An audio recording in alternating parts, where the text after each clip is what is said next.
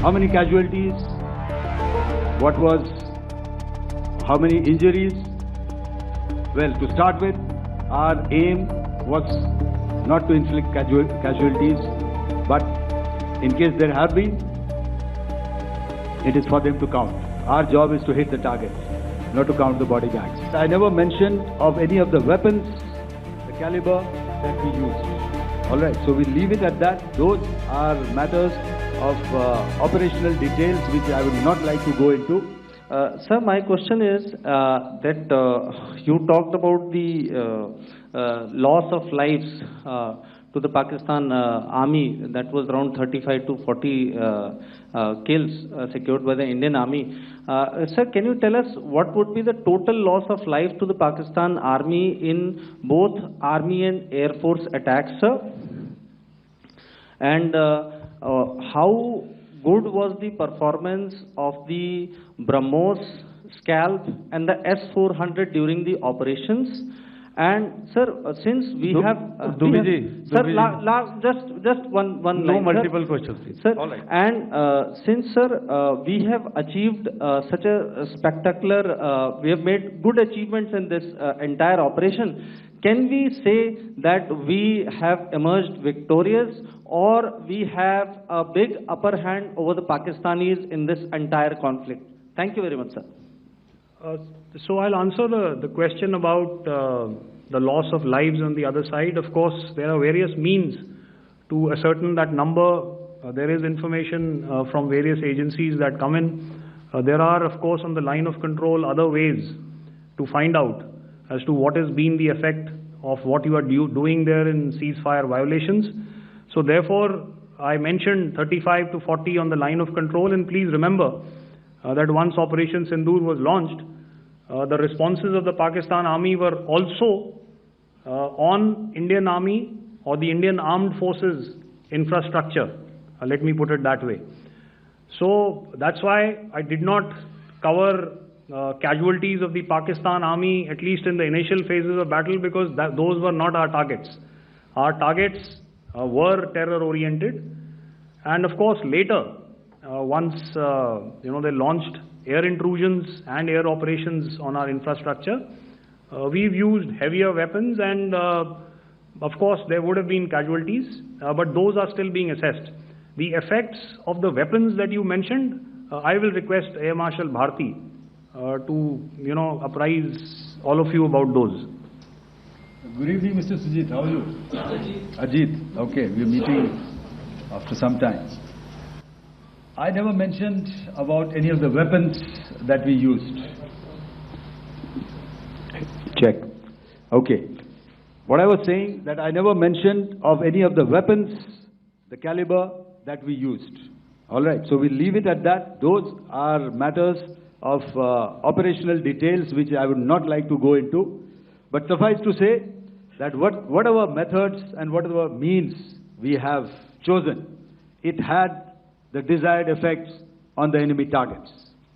How many casualties? How many injuries? Well, to start with, our aim was not to inflict casualties, but in case there have been, it is for them to count. Our job is to hit the target, not to count the body bags. It indeed is a difficult time that we have to come here like this and brief you. We could have done without this, but we had no choice. As the DGMO has detailed, the event was precipitated by the dastardly act at Pahalgam. The sequence of events have already been detailed.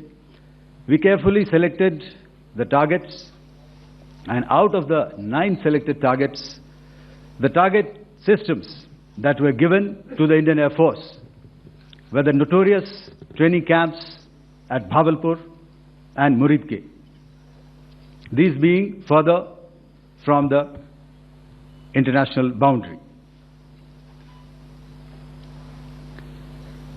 Through critical target system analysis, we analyzed what was to be done to annihilate these targets and plan to engage these targets with precision air-to-surface guided munitions so as to avoid collateral damage.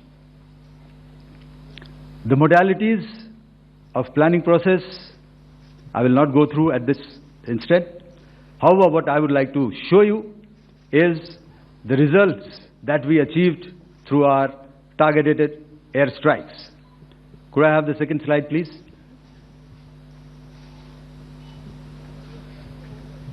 Yeah, change, please.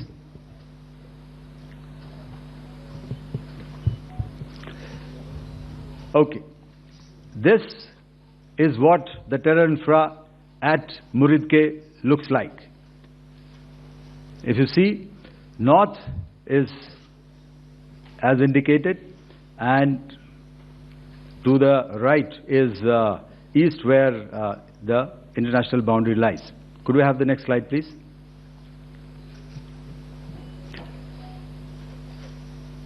Orientating. Oh, just go back to one slide.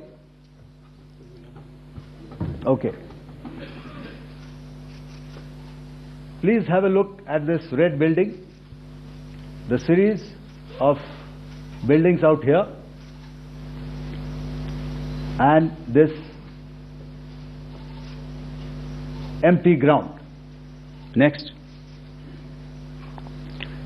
If you relate, the empty ground is here, and you see this is the first weapon that is impacting. This is the impact point number 1 on Muridke training camp with our precision guided weapons on early morning 7th.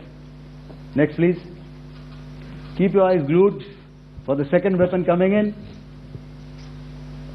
and the second impact on the selected target point. Next slide, please.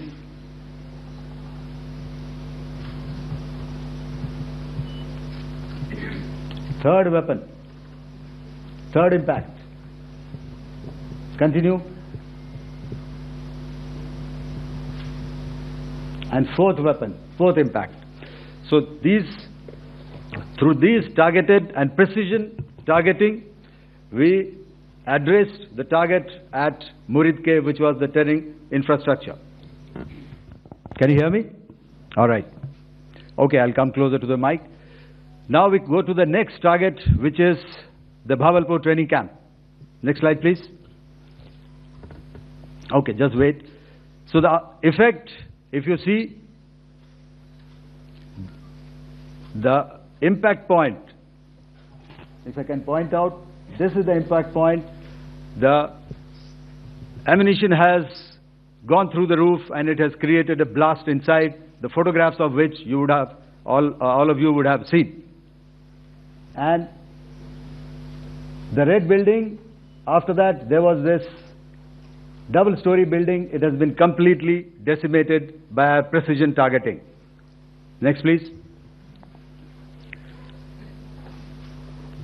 The target system, which was in the north, a series of buildings. I will show you how it looked. Next.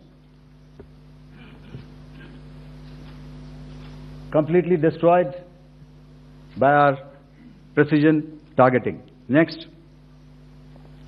Now coming to Bhavalpur, this is the target complex that we are dealing with, a fairly large target complex. So we had to carefully choose the points that we needed to address, which were high value and which would meet our stated objectives of eliminating the terrorists.